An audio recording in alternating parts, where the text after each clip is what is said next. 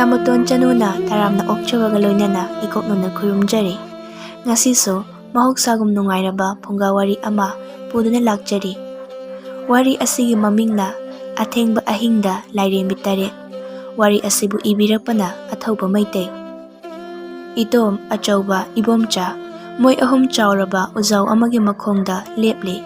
Aduga uthaktuda mangaksingdo nongkhatlaga yengli. Itomna Tacho lighting kadi khurumbirabra. Achaubana karigi lightinoda itom job launi hekta yan bahuradabani. Ibom chana yareda ina ibungo laifam tinfam khari hena kanba mafamdabu hai lei khara thadoknabagi wani u makhong khudingi lai adum khurambadi ngamloibo.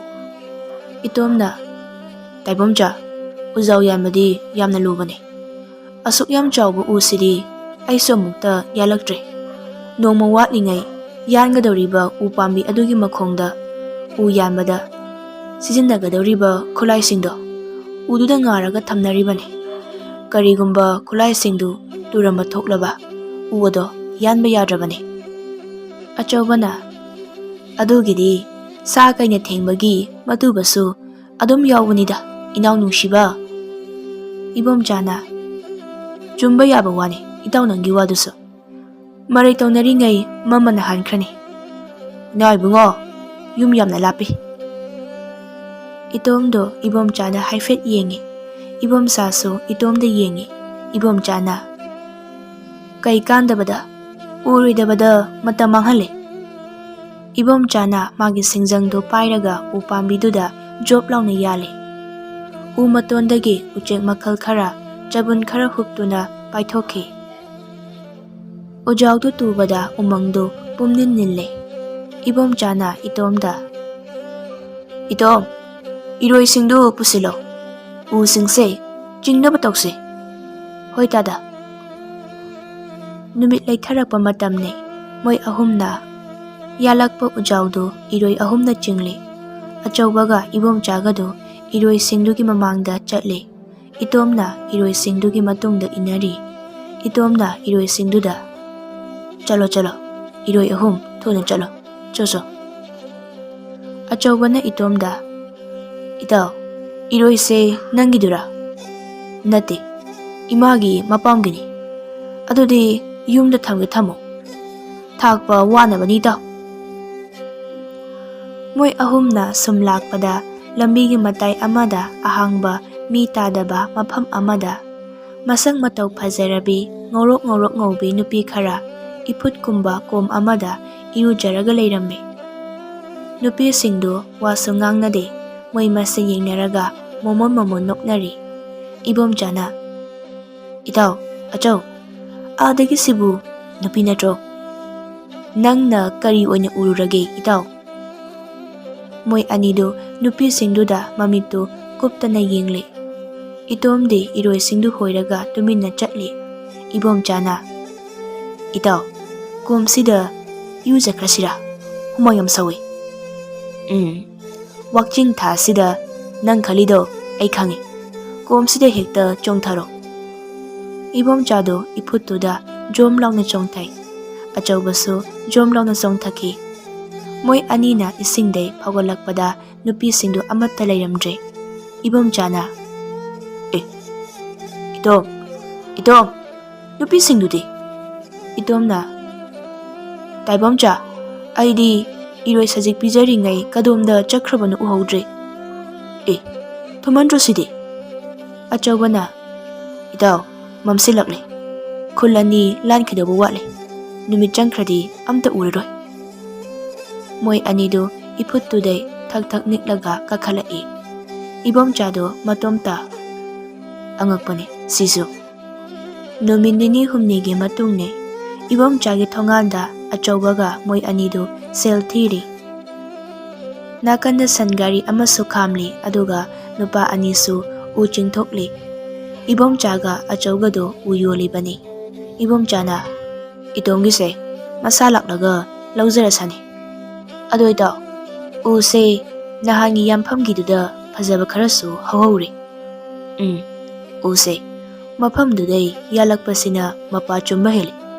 ꯂꯂꯣꯟꯕ ꯅꯨꯡꯉꯥꯏ ꯃꯇꯝ ꯈꯔꯗꯤ ꯃꯐꯝꯗꯨꯗꯩ ꯌꯥꯟꯈꯤꯁꯤ ꯃꯣꯏ ꯑꯍꯨꯝꯗꯨ ꯅꯍꯥꯟꯒꯤ ꯎ ꯌꯥꯟꯐꯝ ꯑꯗꯨꯗ ꯎ ꯑꯆꯧꯕ ꯑꯃꯁꯨ ꯌꯥꯜꯂꯤ ꯑꯆꯧꯕꯅ ꯏꯇꯣꯝ ꯅꯪꯁꯨ ꯎꯁꯦ ꯈꯔ ꯌꯥꯜꯂꯨ ꯂꯥꯎꯗꯅ ꯇꯥꯗꯥ ꯑꯩꯗꯤ ꯂꯥꯏ ꯈꯨꯔꯨꯝꯗꯕ ꯎꯗꯤ ꯌꯥꯜꯂꯣꯏꯒꯦ ꯎ ꯃꯁꯥ ꯁꯥꯟꯕ ꯎ ꯊꯥꯡꯕ ꯆꯤꯡꯕꯗꯤ ꯑꯩ ꯂꯣꯏ ꯇꯧꯒꯦ ꯀꯤꯁꯨ ꯀꯤꯃꯟꯈ꯭ꯔꯦ ꯏꯕꯣ ꯅꯪꯁꯨ ꯏꯕꯣꯝꯆꯥ ꯋꯥꯔꯗꯤ ꯉꯥꯏꯍꯥꯛꯇ ꯄꯣꯊꯥꯎꯗꯅ ꯅꯪꯅ ꯍꯦꯟꯅ ꯌꯥꯜꯂꯒ ꯁꯦꯜ ꯍꯦꯟꯅ ꯐꯪꯒꯗꯧꯕꯁꯨ ꯅꯠꯇꯕ ꯅꯠꯇ꯭ꯔꯅꯤ ꯏꯇꯣꯝꯗꯨ ꯅꯣꯛꯂꯒ ꯑꯆꯧꯕꯒ ꯏꯕꯣꯝꯆꯥꯒꯅ ꯌꯥꯜꯂꯤꯕ ꯎꯗꯨꯗ ꯌꯦꯡꯂꯦ ꯏꯕꯣꯝꯆꯥꯅ ꯏꯇꯥꯎ ꯑꯆꯧꯕ ꯈꯨꯠꯁꯦ ꯂꯣꯏꯅ ꯇꯠꯂꯦ ꯉꯥꯏꯍꯥꯛꯇ ꯄꯣꯊꯥꯒꯦ ꯑꯗꯨꯅꯦ ꯑꯩꯅ ꯍꯥꯏꯔꯤꯗꯣ ꯑꯩꯅ ꯁꯤꯡꯖꯪ ꯑꯃꯨꯛ ꯌꯥꯟꯕꯗ ꯅꯪꯅ 2-3ꯂꯛ ꯍꯦꯛꯇ ꯌꯥꯟꯁꯤꯜꯂꯛꯏ ꯇꯧꯕꯨꯗꯤ ꯃꯁꯥ ꯃꯎ ꯐꯕꯁꯦ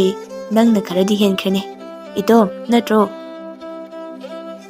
ꯏꯇꯣꯝꯒꯤꯗꯤ ꯅꯣꯛꯂꯒ ꯇꯥꯕꯒꯤ ꯁꯔꯨꯛ ꯈꯛꯇꯅꯤ ꯏꯕꯣꯝꯆꯥꯗꯣ ꯏꯇꯣꯝꯒꯤ ꯃꯅꯥꯛꯇ ꯂꯦꯞꯂꯒ ꯏꯇꯣꯝꯗ ꯏꯇꯣꯝ ꯑꯩꯈꯣꯏꯅ ꯌꯥꯜꯂꯤꯕ ꯎꯁꯤꯃꯗꯤ ꯎꯆꯦꯛ ꯃꯀꯣꯜ ꯈꯔ ꯁꯥꯔꯝꯒꯗꯕ ꯃꯥꯜꯂꯤ ꯍꯣꯔꯦꯟ ꯎꯁꯦ ꯇꯨꯞꯄꯒ ꯎꯆꯦꯛ ꯃꯔꯨꯝ ꯈꯔ ꯂꯣ ꯐꯨꯠꯂ ꯆꯥꯁꯤ ꯍꯣꯏ ꯇꯥꯗ ꯏꯕꯣꯝꯆꯥꯅ ꯑꯆꯧꯕꯗ ꯑꯩ ꯉꯥꯏꯍꯥꯛꯇ ꯐꯝꯒꯦ ꯏꯇꯥꯎ ꯐꯝꯃꯣ ꯑꯩ ꯇꯞꯅ ꯁꯨꯝ ꯌꯥꯟꯒꯦ ꯍꯣꯏ ꯏꯇꯥꯎ ꯏꯇꯣꯝ ꯇꯥꯗ ꯀꯧꯈꯤꯕ꯭ꯔꯥ ꯀꯧꯏ ꯊꯥꯎ ꯊꯨꯝ ꯀꯣꯜꯂꯤꯛꯁꯤꯡꯗꯣ ꯑꯁꯤꯒꯤ ꯎ ꯃꯈꯣꯡ ꯑꯃ ꯂꯩꯔꯤꯁꯦ ꯑꯁꯤꯗ ꯊꯝꯃꯨ ꯐꯝꯃ ꯂꯩꯗꯣꯏ ꯁꯔꯨꯛ ꯆꯥꯛꯇꯣ ꯊꯣꯡꯒꯦ ꯊꯣꯡꯗꯣꯛ ꯑꯩ ꯁ꯭ꯋꯥꯏꯗ ꯉꯥꯏꯍꯥꯛꯇ ꯐꯝꯈꯤꯒꯦ ꯏꯕꯣꯝꯆꯥꯗꯣ ꯑꯌꯥꯟꯕ ꯎ ꯑꯃꯗ ꯐꯝꯃꯦ ꯏꯇꯣꯝꯗꯣ ꯆꯥꯛ ꯊꯣꯡꯅꯕ ꯀꯣꯜꯂꯤꯛꯁꯤꯡꯗꯨ ꯕꯣꯔꯥꯗꯒꯤ ꯂꯧꯊꯣꯛꯏ ꯏꯕꯣꯝꯆꯥꯅ ꯑꯆꯧꯕꯗ ꯏꯇꯥꯎꯆꯧ ꯅꯨꯃꯤꯠ ꯀꯌꯥꯅꯤ ꯂꯩꯁꯦ ꯍꯥꯏꯅꯣ ꯁꯤꯗ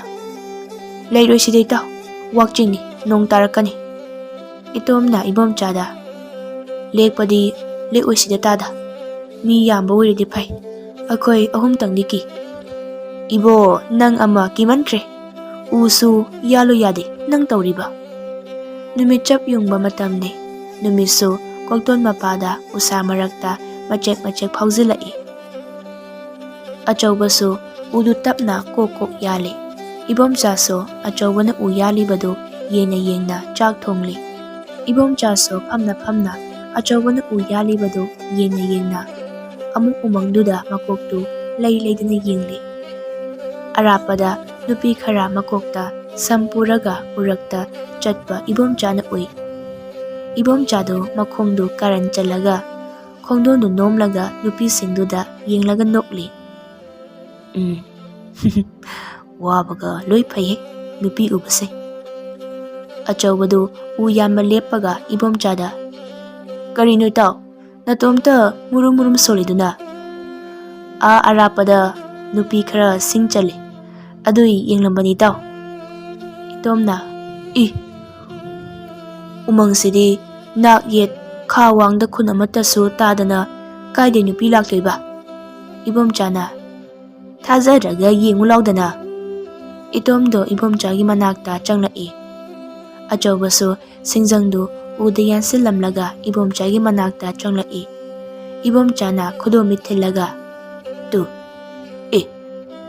ꯀꯗꯥꯏ ꯆꯠꯈ꯭ꯔꯒꯦ ꯍꯧꯖꯤꯛꯇ ꯂꯩꯍꯧꯕꯗꯣ ꯂꯩꯔꯝꯗ꯭ꯔꯅꯦ ꯑꯆꯧꯕꯗꯨ ꯎ ꯌꯥꯟꯐꯝꯗ ꯑꯃꯨꯛ ꯆꯪꯈ꯭ꯔꯦ ꯑꯆꯧꯕꯅ ꯏꯕꯣꯝꯆꯥꯗ ꯂꯛꯅꯔꯛꯏ ꯆꯦꯡꯒꯨꯝ ꯊꯤꯔꯤ ꯑꯣꯏꯔꯝꯅꯤꯌꯦ ꯏꯇꯥꯎ ꯅꯠꯇ꯭ꯔꯒ ꯌꯥꯏꯄꯟ ꯍꯦꯛꯂꯤ ꯖꯥꯠꯂꯣ ꯏꯇꯥꯎ ꯐꯥꯒꯤ ꯅꯠꯇꯦ ꯏꯇꯥꯎ ꯑꯁ꯭ꯋꯥꯏꯗ ꯂꯩꯔꯝꯅꯦ ꯐꯅꯦꯛ ꯂꯣꯏ ꯁꯦꯠꯂꯦ ꯃꯀꯣꯛꯇ ꯁꯝ ꯑꯃꯃꯝꯁꯨ ꯂꯣꯏ ꯌꯥꯜꯂꯦ ꯃꯁꯛꯇꯤ ꯐꯖꯕ꯭ꯔꯣ ꯃꯁꯛꯀꯤꯗꯤ ꯈꯪꯗ꯭ꯔꯦ ꯀꯨꯆꯨꯗꯤ ꯉꯧꯔꯣꯛ ꯉꯧꯏ ꯑꯆꯧꯕꯗꯨ ꯎ ꯌꯥꯜꯂꯤ ꯏꯇꯣꯝꯁꯨ ꯆꯥꯛ ꯊꯣꯡꯅ ꯆꯐꯨ ꯎꯌꯥꯟꯗꯨꯗ ꯎꯒꯤ ꯈꯥꯕꯩꯗꯨꯅ ꯀꯣꯡ ꯊꯤꯜꯂꯒ ꯏꯁꯩ ꯉꯪꯂꯤ ꯃꯣꯏ 3 ꯉꯥꯏꯍꯥꯛ ꯇꯨꯃꯤꯟ ꯑꯃꯨꯛ ꯂꯩꯅꯩ ꯏꯕꯣꯝꯆꯥꯅ ꯏꯇꯣꯝꯗ ꯏꯇꯣꯝ ꯏꯔꯣꯏꯁꯤꯡꯗꯨ ꯃꯐꯝ ꯆꯥꯅ ꯄꯨꯜꯂꯝꯕ ꯅꯠꯇ꯭ꯔꯥ ꯍꯣꯏ ꯄꯨꯜꯂꯝꯕꯅꯦ ꯇꯥꯗ ꯇꯥ ꯑꯆꯧꯕ ꯉꯁꯥꯏꯗꯒꯤ ꯋꯥꯔꯝꯃꯅꯤ ꯉꯥꯏꯍꯥꯛꯇ ꯄꯣꯊꯥꯎ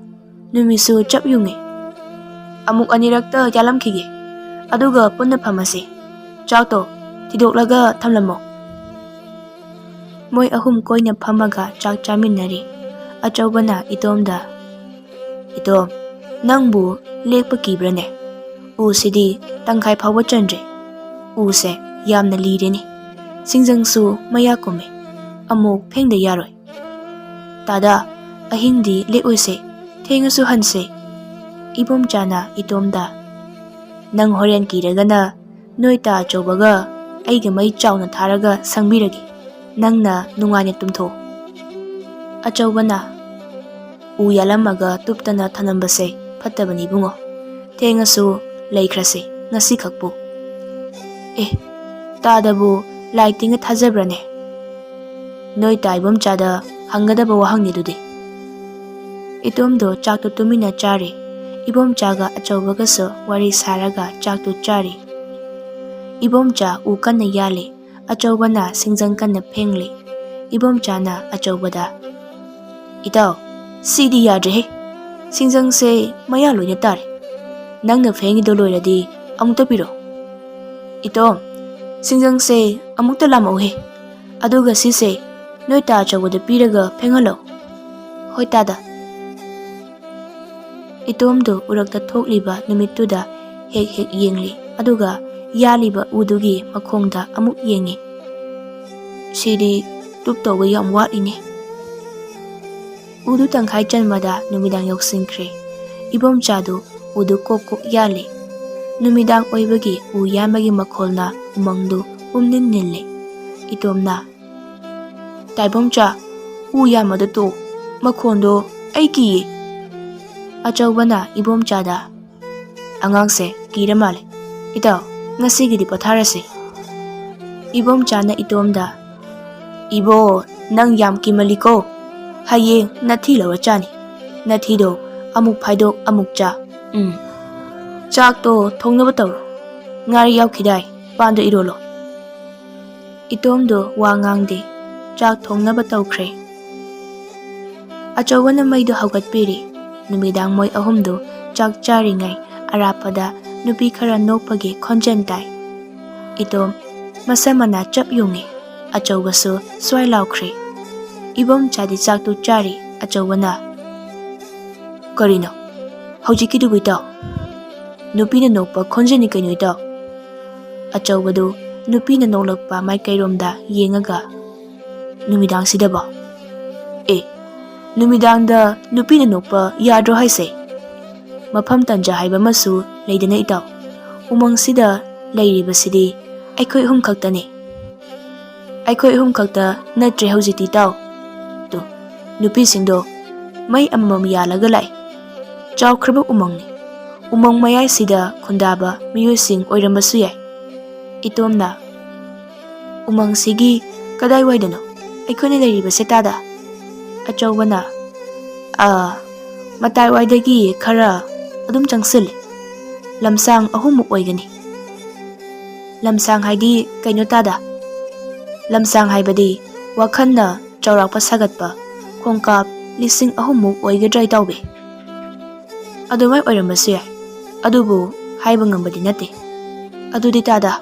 Aikhoise umang manungse phajana adum sangsila ene. Ibom chana. Umang mayadi yam watlidi ibo. Aikhoina leiribasidi matai gumani. Nupi singduso moi ahumgi manakta nok-noktana changlai.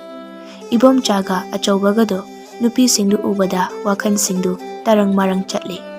Achobana nupi singduda. Numidang sida ibemba noidi kidabrane. Nupi amana lepna. Karigi kigadone ibo. Mapamasa aikhoigidi yumne. Mafam sida changlakpa kanagumba miyoi amata aikhoina aki akhang nanghankiba laikhidri. Laisu lairoi. Ibom chana. Noidi nasaksu loina phajai. Kuchu singduna ngorok ngoriba. Lairoina malene. Nupi amana. Ibung anibu laibu thajabrane. Moi ahumdo nupi tuda yengi. Ibom chana wa thaidoklaga. Noidi nasaksu hairap loina mane. Noi kayano. Phamune.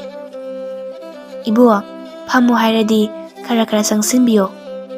Ibom chana yam harauna. Hei, itom, changsilune. Nache hoi phamge harine. Ijansa, phamuse. Itom, maise ngoro amukta tharo. Hoi tada. Itomdo nupi singduda kirup yengi.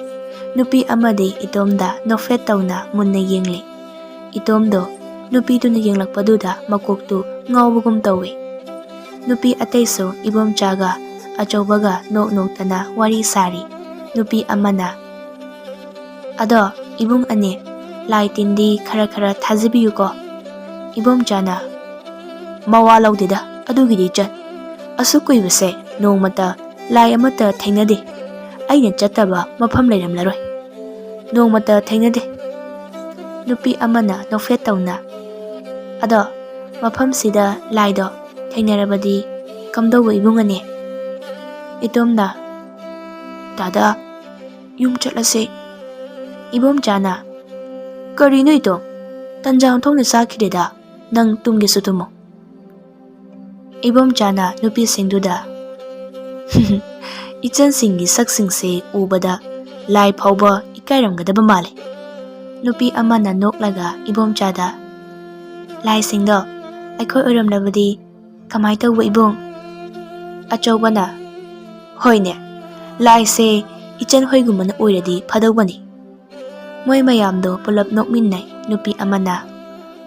Hoida, haujik matamdabu kadai laino. Hoi, lai timbudi khara thazaba phai. Ado, but break kaidudi kumhai nungainaba warini. Nupi singdu haugannarai nupi amana. Adudi ibungsa, aikhoi amu chatnaba tawrage. Itomda munna yengba nupiduna itomda nofet tawna. Pakhang, nang namayam soliko, nupi phangjaroi. Nupi mayamdo wawa noklaga chatkre. Ibomchaga achaubagado harau mandana ahingni haibaga pungkaw kawe. Ibomchana. Ito, haipeta tindokpirusiro. Sa kaiga thainadana amo. Itomna. Tada, thilurano. Chachakrasano. Achaubana. Itaube, angangse matom lehoba kirani. Chatlaroisi. Adu weragani itaw, nang itomga lehogera. Ai matek amata oirasu thenbiruge. Chatluranu daita, thengzilakle. Moi ahumdo tumnarame. Ahing nongyaini itomdo tumlambadagi makeup tholaki. Aduga phammaga leileidana yengi. Aduga itomna achaubada. Tada. Achaubado ibomchada kauriboi khandana khumde. Itomna achaubada. Ta achauba. Achaubadu chepna tumlambadagi longthorai. Kadaure ito? Taibomcha leitiye. Achaubado mamik khangpang pangi aduga puklauna haugatli. Kadai sakraba made. Nupi sindugi manakta chatlamdaw male. Karino, mana nupida asuyam chopisibo. Thirusira hai tom. Talle, maraina laksasani. Ta achauba. Ado nangsu nupi uba yadidudi. Hai, fazaba nupi ubada masada itak irang khajikta phauba phaudraba nupado. Madu sikhiba yare. Nangsu sikhiba yarabani. Aidi nupi singdo apama phaude. Masak singdo taibang mi mande. Achaubado itomgi wahaiduda haifet khautak chai. Achaubana itomda. Taibang mi mande di kaino itom. Taibang mi mande haibadi moi singdo lai male haibani. Hera, nangsu ahing sida onthok pawa. Lao, ibomcha thiruse hagolo. Tale, chatloise marai lakchaniye. Hai, fatta nungna thoklaga ibani da tainaba tarine apang nangbo. Kaisum toromoy chatloise. Ihe, adodi nangna tom sida leiramo. Ai thiruge. Tanjaduda lamhui khongbagi makhon lapna tai. Achaubana. Tu, hui phawa tumdre. Asidi hui sunatana lamhuini. Hai, lamhui harido huini ne. Moina lamda leibagi lamhui haibani. Hagolo la. Aduda karanturan ngang lairano. Maiketusu pairo. Moi anidu uraktuda mainam amamam pairaga lai. Itomna achobada. Tada. Ingbra. Inge. Itomna achobada amo. Tada. Ibungo. Ingadi mainamduda maidu teklaga chalo. Hoi tada. Tadana lai thajadrise kaigino. Aidi lai yana thajaida. Aduga taibam chaga noi anina aingonda laigi maramda he chaiduna karige. Yana ba chatlibani bungo. Mi loinaba haigi hairadi amana hairasu hoi tagadabani. Khara henna ngangna saknaba yaroidaba mi oiragana magi michang hek changbiraga themgadaba. Adudi miduna lalasu midugi michang adum chang tarini tadade. Miduna lale haibado masana khangdrasu aikhoinadi ma lale haiba khangidana. Langera chumgera wa makha taraktanaba chumida haibigadabani. Soiba soidabadudi maranaini. Adudi mana chumina loina laikhrani. Ibo yaraktraba matamda ingna tapna momo noklaga itaw adudi yadene iyamba adudi tawrisi haigadaba. Hoi tada. Ai haise munataw. Maching phatrinena sathirena. Aina yadradi yadre kai khanba miyoido madu khwaidagi pangba mini. Nangna mido pamdre phatre loinaba hainadre hairagana tuminna tapna lapthokadabani. Nangi asoiba nungaitaba mawong miduda utlamba yade. Thabak chinba sabani khangde amani khangde tawraga lapthokadabani. Adubu midudadi nangi asawado sungut utkano. Phattaba mi haibasidi nangi aigi maramda afaba amata haibigadaba nate. Adudi taibam sase afaba mira. Phabani yam phabani. Wangang sangang khara phajadrasu nupida khara chopasu mabukti yamna phaba mini. Hoi adubudi chumme tada. Aina u yamba yaudrasu sel di matik chana adum pibinoi anina. Ado wangang sangang di yam phajade.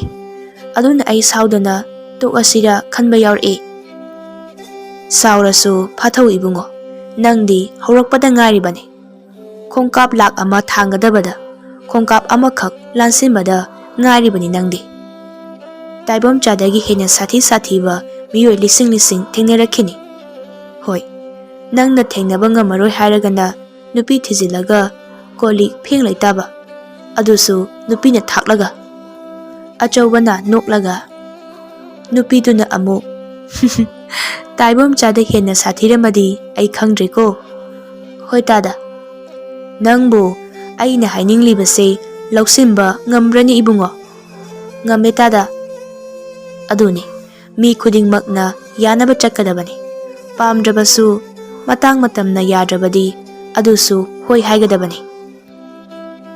Moi anina chatlibado kadomdano khangde. Achobana khudomi thinba maphamdani itomna inaribasisu.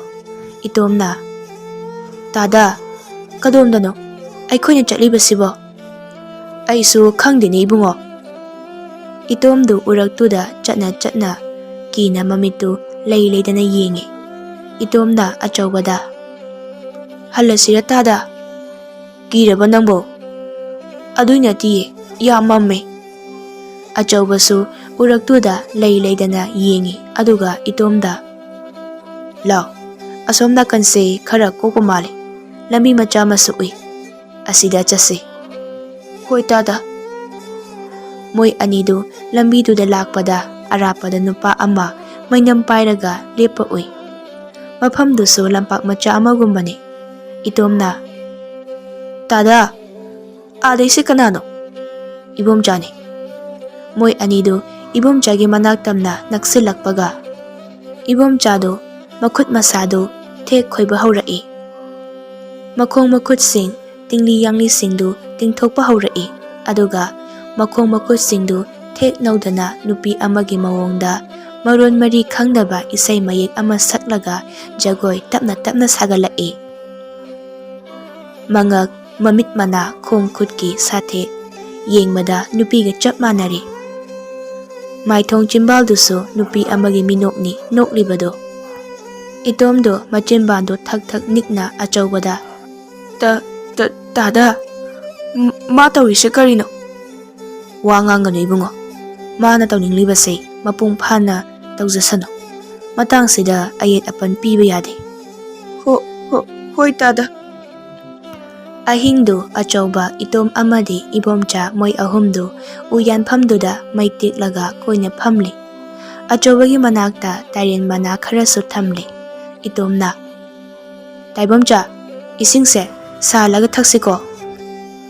Achawbana ibomchada karine taw nangna tawribasibo men man taba nate tawiso khongse tingkhang yuba mali amuta yengbigera.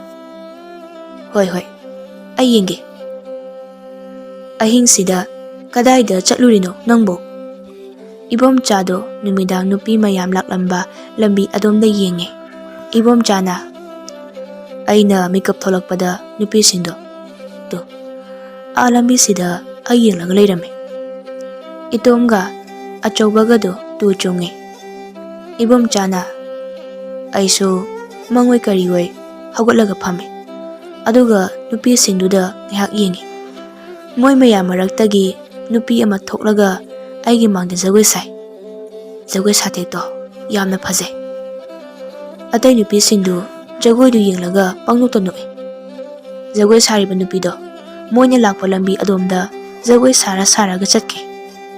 Achawbana nupi ataisu jagoi sabra. Sade. Moi nupi atai dudi aingona yenglaga adum lai.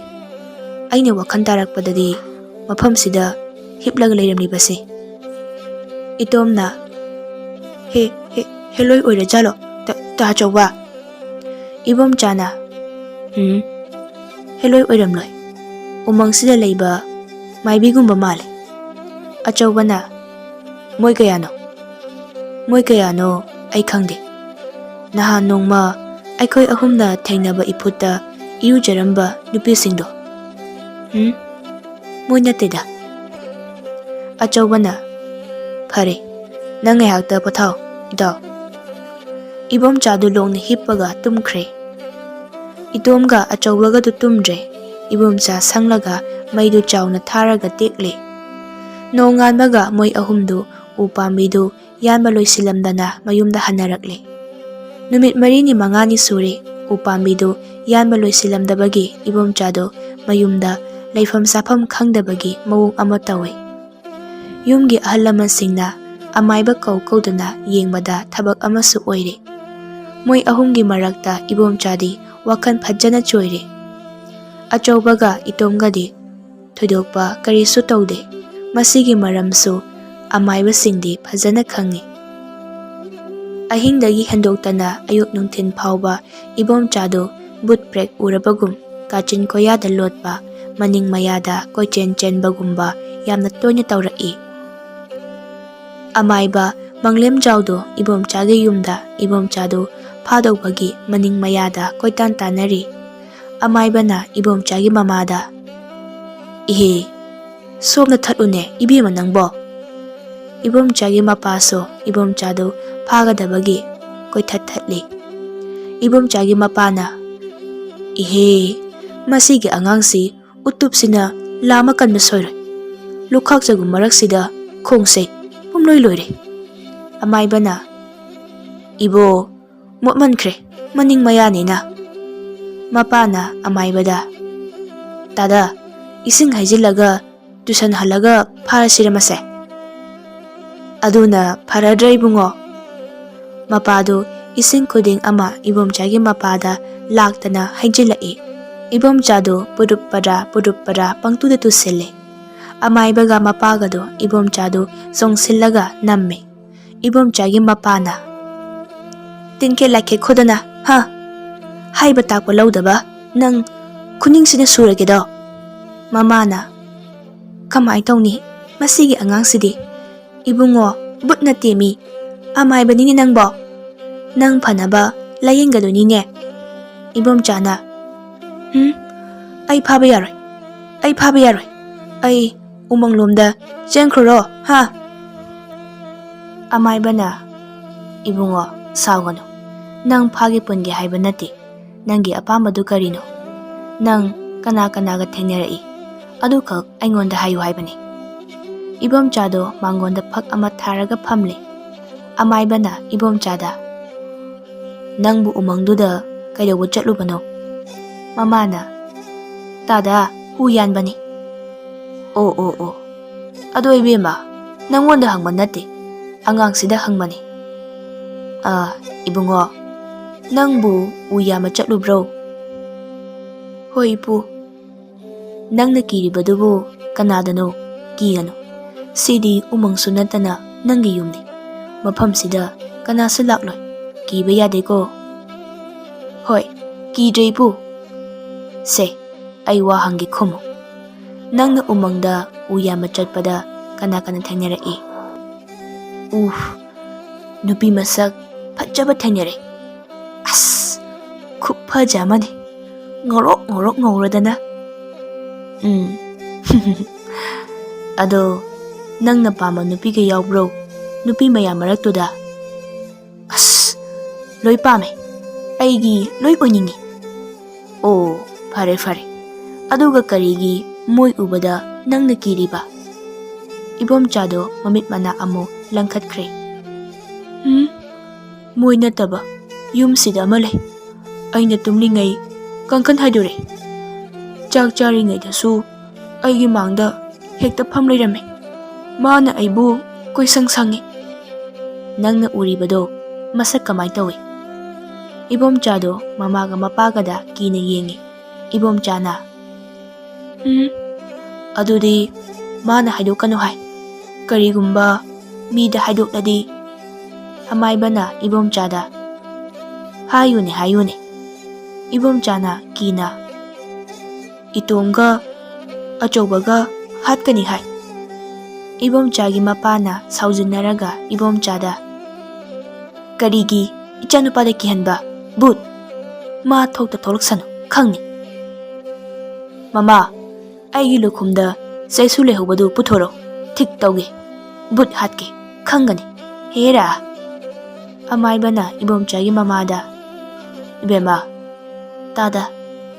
Ai wahai gita. Saram taret, ngaram taret, leiram taret.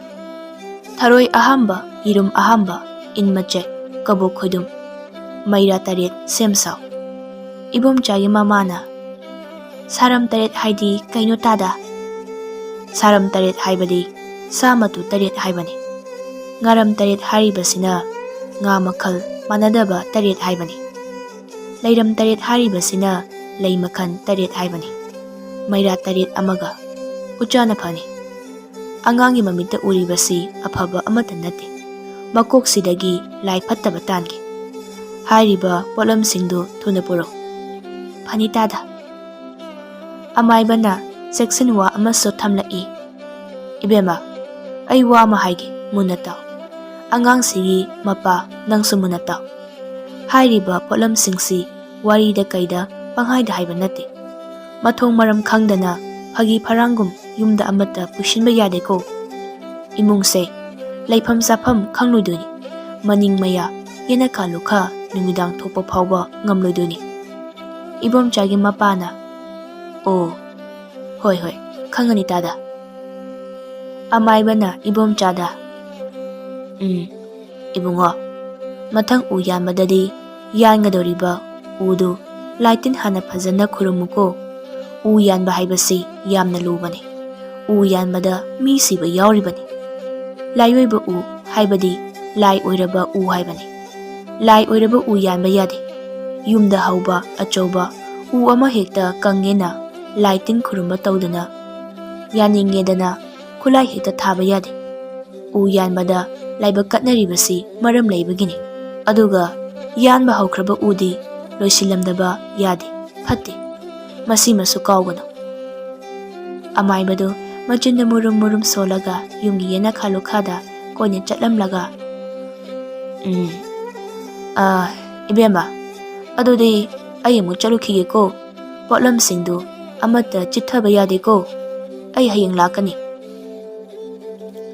Mamaga mapagado ibomchagi manakta phamlaga leihauwe. Somda itomdo achobagi yumda lai. Dada, dada. Achobagi machanupi tholai. Itomna noi ta chawdi bema akhoi ta chawdo khongna makhongda phamuni chakibani to. Itomna abemada ho nayamane ayi tinari se mingorok puyaroi. Kaidawi gaduba achobado khongna makhongda phamle. Itomso achobagi manakta changlai. Dada, itom, how? Dada ibani taibomcha hoida chatluse. Chatloi sida. Magi manakta changaga kok sanabani. Changdradi moi ahalsingna kanyom khaloidro. Khaningba mawongdo khanjarasana. Aigi talle. Manakta phamdasu lapna wari sara loire kaino. Achobado itomda yengaga kanaga wari sadoiba. Taibomchaga saduni kaino. Itom se ai waige sida fazana phamtho. Itomdo achobagi manakta phamme. Amaiba amana kanna layenglibani mado fazana pharaga changase. Itomdo wangangde tumina phamle. Ngaihaki matungni itomga achobagado ibomchagi yumda phamlaga ibomchagi mama mapaga wari sari. Ibomsasu itomga achobagada haudongna uchidi yengbagum phaktuna phamlaga yengle. Moi ahumna thainarapasing itomna chithadana wari liri. Ibomchagi mamana adudi wari singdo amaibada loina lisi bungo. Achobana amaibado aiga nahana unakrabani idomcha. Maram singsi loina khanglaga chakhrabani. Itomna nene aidi uzau singdo yalamdai lai hana khuramodi adum haijabani. Aina haiko ta choba. Hoi hoi nangnabudi yam haijaini. Ibomchagi mapana aduga karigino ibomcha khaktada lai oknaribase. Achobana pabo ibomchagi mangda singnaba taraina tawdabagi wani. Aidi u yalamdai khuding laiba katli thamoida fazana khurumje. Anakpada hauba una ama laina amata oirasu katlawi. Itomna adudi aisu tawi ta chawba. Mapana ibomchada yenglaga khudom mithilli. Mase yamna tingkit laiket pani. Umang laise sathi banine. Nang ko. Madi singnaba yadabani. Siyodribado naraiba pharabani. Ibomchado mapada haifat yenglamlaga imungda tumina changki aduga kanna lauraki. Moi maridu imungda sensinnaki. Numitsigi ahing nongyaini aduga ibomchana laiba mafam asisu umang adudani. Ibomchado nupi singduga phamlaga wari sari. Ibomchana nupi singduda adudi noi masing kayano. Nupi amana aikhoi taret ni. Adudi noi taret oiradi heloira noise. Is heloi khaktana masing taret oiba yabrane. Aikhoi heloi singa yanadi. Aikhoi di umangi lairempini. O adudi umang sida heloi amata lairamaroi.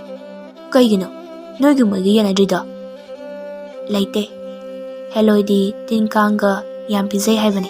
Ado aikhoi di tawdeko. Aikhoi gidi taibang mibu wakhan tahan bakhakni. Aikhoi di umang laini. Singnarakpa singbu takpi tamiba adugumba laini. Aikhoi na noi ahumda kiyan kiba laikibrane. Laite. Ado inaw nupadudi noi yam kibani. Mana kida achumba wakhan khanbaini. Aikhoi bu ikai khumnaribane mana. Nangna kidabagi natomta laukhraba mafam sitana aikhoi thiba laklibasini. Ibomchado haifeka noklaga lairembi nupiduda. Oh yumdai chelaini yam thuna yorokpraise. Ibomchado lairembi mayamduda yengle. Lairembi amana ibomchada karigino nangna mafam sida amuk laklibase bong. Aido ꯑꯃꯥꯏꯕ ꯑꯃꯅ ꯐꯠꯇꯕ ꯃꯐꯝ ꯑꯃꯗ ꯄꯨꯗꯣꯏ ꯇꯧꯔꯤ, ꯑꯗꯨꯒꯤ ꯅꯣꯏꯒꯤ ꯃꯅꯥꯛꯇ ꯂꯣꯠꯄ ꯂꯥꯛꯏꯅꯤ꯫ ꯂꯥꯏꯔꯦꯝꯕꯤ ꯑꯃꯅ, ꯏꯕꯣꯡ, ꯍꯧꯖꯤꯛꯇꯤ ꯑꯩꯈꯣꯏꯅ ꯏꯕꯨꯡ ꯋꯥꯔꯛꯄ ꯂꯣꯏꯔꯦ, ꯌꯨꯝꯗ ꯍꯟꯅꯕ ꯇꯧꯔꯣ꯫ ꯃꯊꯪꯗꯗꯤ ꯎ ꯌꯥꯜꯂꯝꯗꯥꯏꯗ ꯂꯥꯏꯇꯤꯟ ꯍꯥꯟꯅ ꯐꯖꯅ ꯈꯨꯔꯨꯝ ꯊꯣꯛꯂꯒ ꯂꯥꯏꯕꯛ ꯀꯠꯂꯒ ꯌꯥꯜꯂꯣ꯫ ꯏꯕꯨꯡ ꯍꯣꯏꯅ ꯂꯥꯏꯑꯣꯏꯔꯕ ꯎꯁꯤꯡ ꯌꯥꯟꯕꯗꯣ ꯑꯩꯈꯣꯏꯒꯤ ꯈꯣꯡꯗ ꯌꯥꯟꯕꯒꯨꯝ ꯆꯩꯅꯥ ꯐꯥꯎꯏ꯫ ꯆꯩꯅꯥꯗꯨꯅ ꯑꯩꯈꯣꯏꯕꯨ ꯅꯈꯣꯏꯒꯤ ꯅꯅꯥꯛꯇ ꯀꯧꯏ꯫ ꯎꯃꯪ ꯀꯟꯁꯤꯀꯣ ꯏꯕꯨꯡ꯫ ꯑꯗꯣ ꯏꯕꯨꯡ ꯌꯨꯝꯗ ꯍꯟꯅꯕ ꯇꯧꯔꯣ꯫ ꯁꯣꯝꯗ ꯑꯍꯤꯡꯗꯨꯗ ꯑꯃꯥꯏꯕ ꯃꯪꯂꯦꯝ ꯖꯥꯎꯅ ꯁꯥꯔꯝ ꯉꯥꯔꯝ ꯂꯩꯔꯝꯁꯤꯡꯗꯨ ꯌꯥꯡꯀꯣꯛꯇ ꯍꯥꯞꯂꯒ ꯊꯣꯡꯒꯥꯜ ꯋꯥꯡꯃꯗ ꯏꯕꯣꯝꯆꯥ ꯀꯧ ꯀꯧꯗꯨꯅ ꯁꯣꯜꯂꯤ꯫ ꯎꯃꯪꯗ ꯑꯃꯨꯛ ꯂꯥꯏꯔꯦꯝꯕꯤꯁꯤꯡꯅ ꯏꯕꯣꯝꯆꯥꯗ, ꯏꯕꯣꯡ, ꯌꯨꯝꯗ ꯍꯜꯂꯣ, ꯏꯕꯨꯡꯕꯨ ꯌꯨꯝꯗ ꯀꯧꯔꯤ꯫ ꯉꯁꯤꯗꯒꯤ ꯏꯕꯨꯡꯒꯤ ꯋꯥꯈꯜꯗ ꯐꯠꯇꯕ ꯂꯥꯏ ꯎꯗꯕ ꯑꯣꯏꯖꯔꯣ꯫ ꯑꯩꯈꯣꯏꯅ ꯇꯥꯛꯄꯤꯈꯤꯕ ꯆꯠꯅ ꯀꯥꯡꯂꯣꯟꯁꯤꯡꯕꯨꯁꯨ ꯀꯥꯎꯗꯕ ꯑꯣꯏꯖꯔꯣ꯫ ꯆꯠꯂꯣꯀꯣ ꯏꯕꯣꯡ꯫ ꯑꯌꯨꯛ ꯏꯕꯣꯝꯆꯥꯗꯨ ꯃꯁꯥ ꯏꯆꯣꯛ ꯆꯣꯛꯊꯅ ꯃꯇꯣꯝꯇ ꯎꯃꯪꯗꯨꯗꯒꯤ ꯃꯌꯨꯝꯂꯣꯝꯗ ꯍꯜꯂꯛꯂꯤ꯫ ꯏꯕꯣꯝꯆꯥꯅ ꯍꯜꯂꯛꯄꯒꯤ ꯂꯝꯕꯤꯗ ꯃꯃꯥꯡꯗ ꯃꯣꯏ ꯑꯍꯨꯝꯅ ꯊꯦꯡꯅꯔꯛꯈꯤꯕ ꯏꯐꯨꯠ ꯃꯥꯟꯕ ꯀꯣꯝꯗꯨꯗ ꯑꯃꯨꯛ ꯃꯁꯛ ꯃꯇꯧ ꯆꯪꯈꯣꯟꯕꯤ ꯉꯧꯔꯣꯛ ꯉꯧꯔꯣꯛ ꯉꯧꯕꯤ ꯅꯨꯄꯤ ꯈꯔꯗꯨ ꯏꯔꯨꯖꯔꯒ ꯂꯩꯔꯝꯃꯦ꯫ ꯏꯕꯣꯝꯆꯥꯗꯨ ꯅꯨꯄꯤꯁꯤꯡꯗꯨ ꯎꯕꯗ ꯂꯝꯕꯤꯒꯤ ꯃꯇꯥꯏ ꯑꯃꯗ ꯇꯞꯅ ꯐꯝꯂꯒ ꯈꯗꯥꯡꯗꯨ ꯁꯧꯔꯒ ꯌꯦꯡꯂꯦ꯫ ꯑꯗꯨꯒ ꯅꯨꯄꯤꯁꯤꯡꯗꯨ ꯃꯁꯤꯡ ꯇꯞꯅ ꯊꯤꯔꯤ꯫ 1, 2, 3, 4, 5, 6, 7. ꯑꯣ! ꯅꯨꯄꯤ ꯑꯃꯅ ꯏꯕꯣꯝꯆꯥꯗ ꯌꯥꯝ ꯁꯥꯎꯅ ꯂꯥꯎꯔꯛꯏ꯫ ꯍꯦ! ꯅꯨꯄꯤ ꯎꯕ ꯌꯥꯗꯕ ꯇꯥꯏꯕꯪ ꯃꯤ! ꯅꯪ ꯍꯧꯖꯤꯛ ꯐꯥꯔꯒ ꯇꯤꯟ ꯀꯥꯡ ꯄꯤꯖꯧꯔꯥ ꯍꯥ?